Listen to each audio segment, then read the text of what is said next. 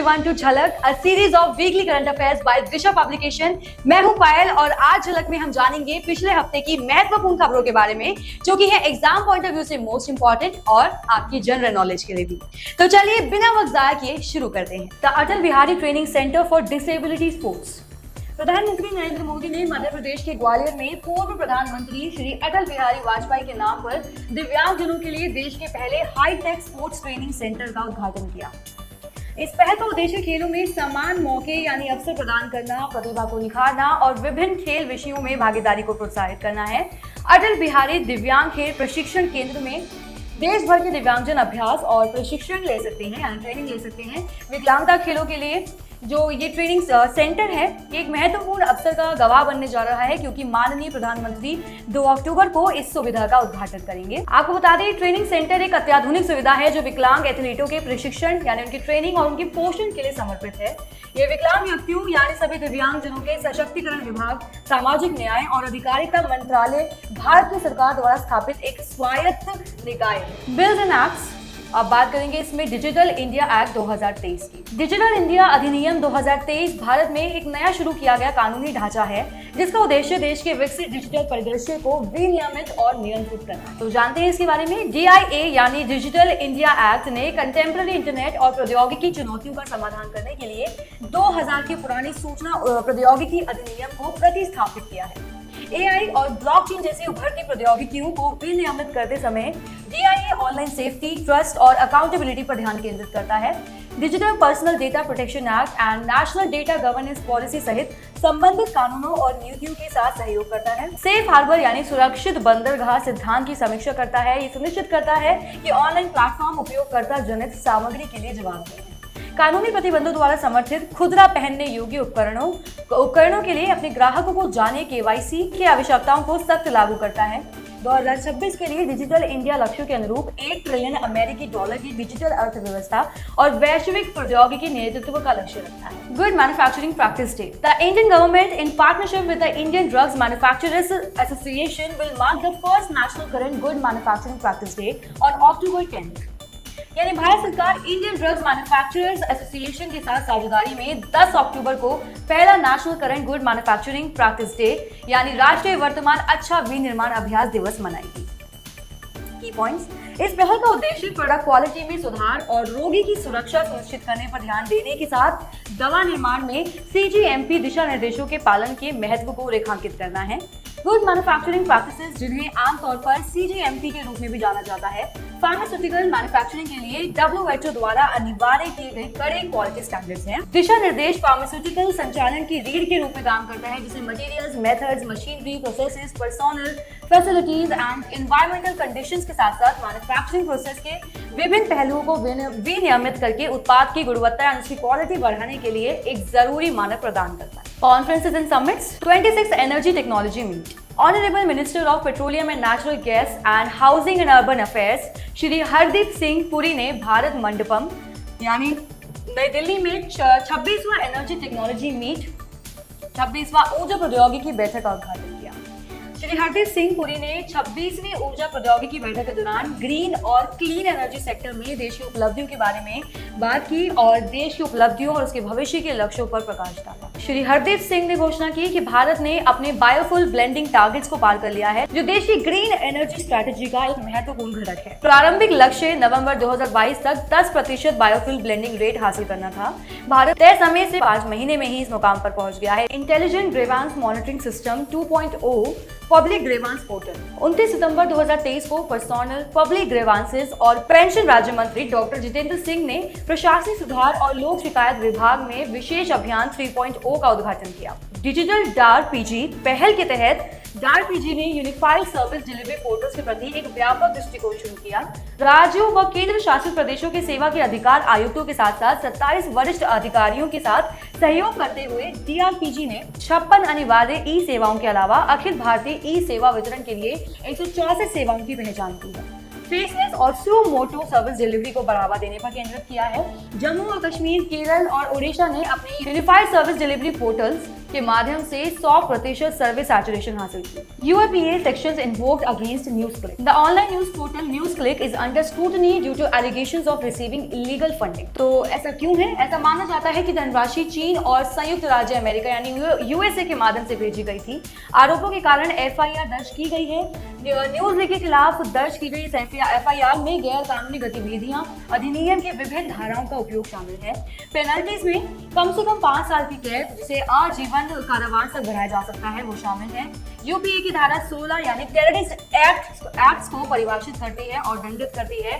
गैर कानूनी गतिविधियां अधिनियम या UPA गैर कानूनी गतिविधियों और आतंकवाद से संबंधित मामलों से निपटने के लिए एक वैकल्पिक कानूनी ढांचा प्रदान करता है।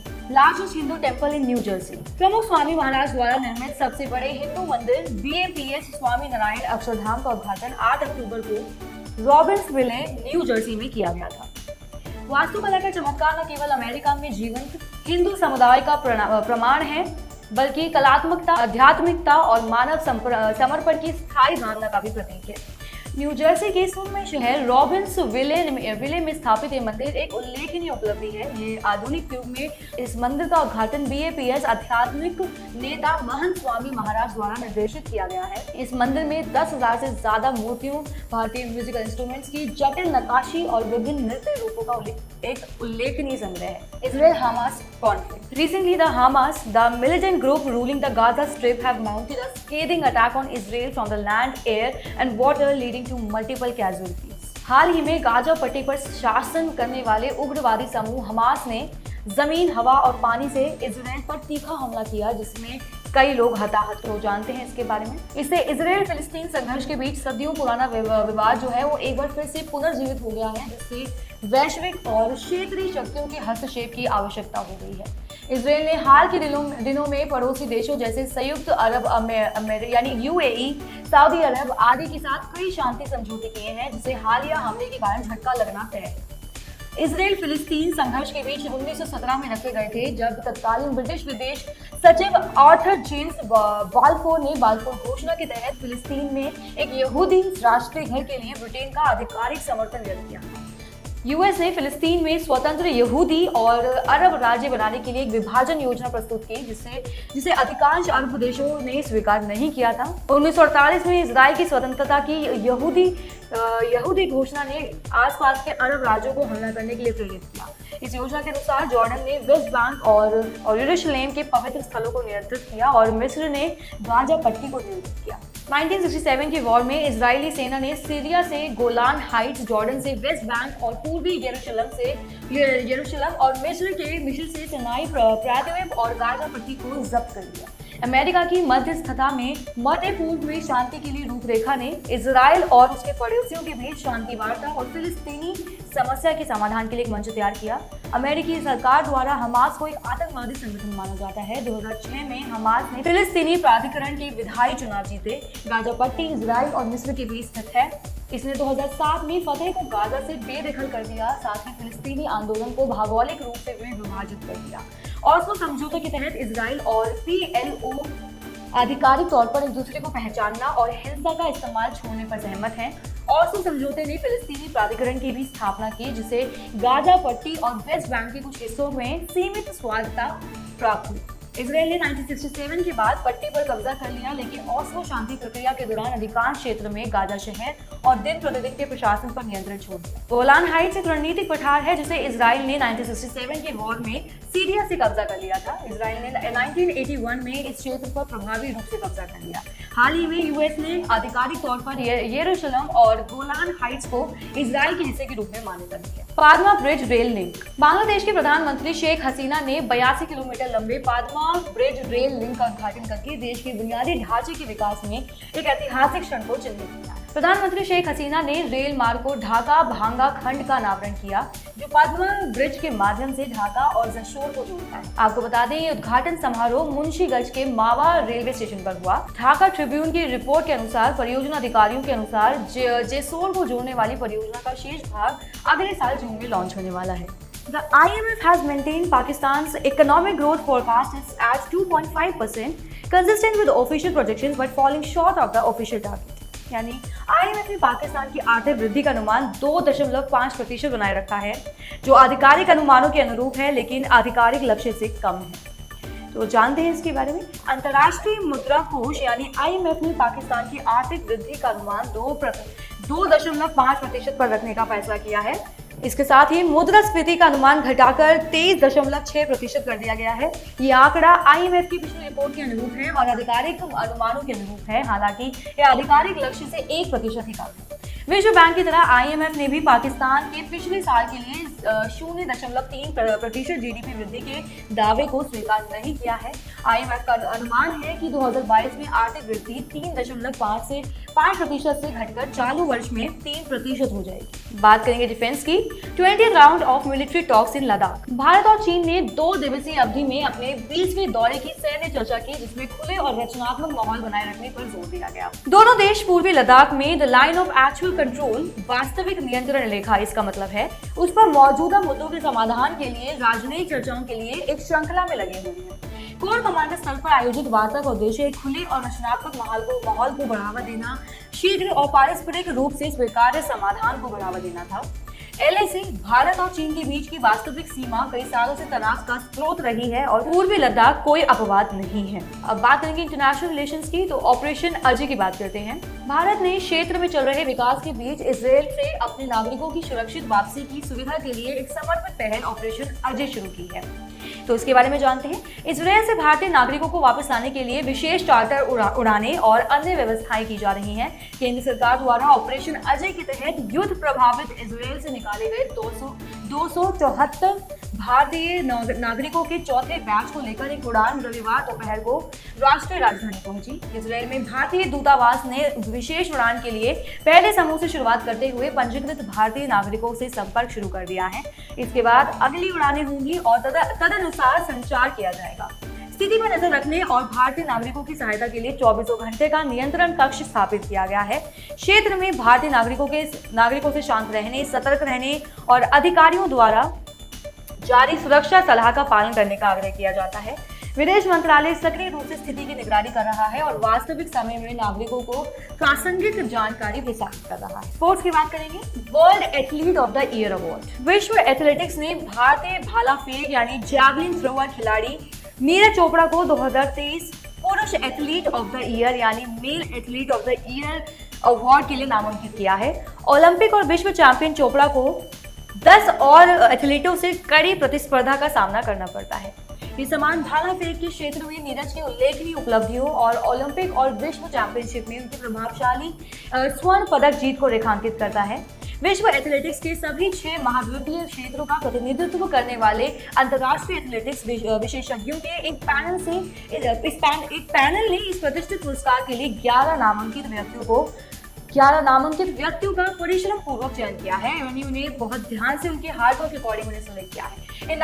इन नामांकितों में ओलंपिक और विश्व चैंपियन नीरज चोपड़ा, जो दुनिया के सर्वश्रेष्ठ पुरुष एथलीट के खिताब के लिए प्रतिस्पर्धा कर रहे हैं। अब बात करेंगे पीपल इन न्यूज यानी उन लोगों के बारे में जो इस हफ्ते सुर्खियों में बने रहे, न्यूज में बने रहे और क्यों न्यूज में बने रहे। Association of mutual funds in India ने हाल ही में एक बोर्ड बैठक के दौरान association of mutual funds in India ने हाल ही में एक बोर्ड बैठक के दौरान HDFC एसेट मैनेजमेंट के प्रबंध निदेशक और CEO नवनीत मुनोट को अध्यक्ष चुना है। तो जानते हैं नवनीत मुनोट के बारे में। मुनोट एक चार्टर्ड अकाउंटेंट और CFA चार्टर होल्डर हैं, जो वित्तीय सेवा क्षेत्र में 3 दशकों से ज्यादा के अनुभव का दावा करते हैं। वे आदित्य बिरला सन लाइफ एसेट मैनेजमेंट कंपनी के मैनेजिंग डायरेक्टर A बालासुब्रमण्यम का स्थान लेंगे, जो अक्टूबर में लगातार 2 कार्यकाल पूरा करेंगे। AMFI के निवर्तमान अध्यक्ष A बालासुब्रमण्यम ने संगठन में महत्वपूर्ण भूमिका निभाई है। लगातार 2 कार्यकाल तक सेवा देने के बाद उनके नेतृत्व ने भारत में म्यूचुअल फंड उद्योग को आकार देने में महत्वपूर्ण भूमिका निभाई है।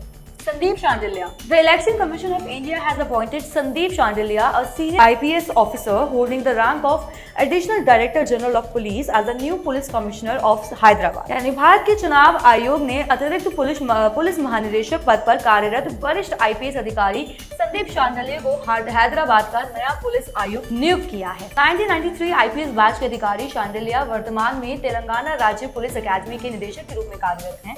ये फैसला पूर्व पुलिस कमिश्नर CV आनंद के तबादले के बाद आया है। संदीप शांडिल्य का भारतीय पुलिस सेवा में एक विशिष्ट करियर रहा है।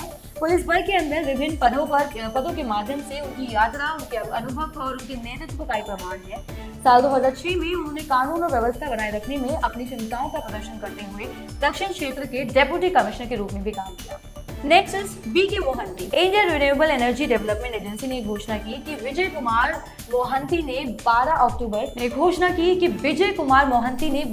2023 से कंपनी की फाइनेंस डायरेक्टर के रूप में कार्यभार संभाला है। डायरेक्टर के रूप में डॉक्टर मोहंती की नियुक्ति भारतीय बिजली क्षेत्र में 25 सालों से ज्यादा के प्रभावशाली करियर वाले एक highly respected senior finance professional doctor Mohanty अपने साथ ज्ञान और अनुभव का खजाना लेकर आए हैं जो IREDA के नेतृत्व को समृद्ध करने का वादा करते हैं। नवीन और नवीकरणीय ऊर्जा मंत्रालय द्वारा जारी एक आदेश में डॉक्टर विजय कुमार मोहंती को कार्यभार ग्रहण करने की तारीख से 5 साल की अवधि के लिए या अगले आदेश तक जो भी पहले हो इस पद पर नियुक्त किया गया था।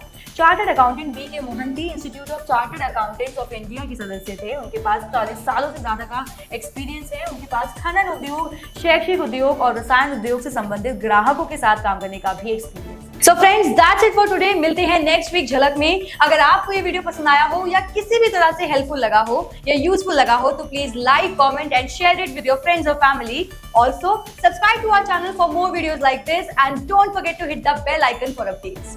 Thank you.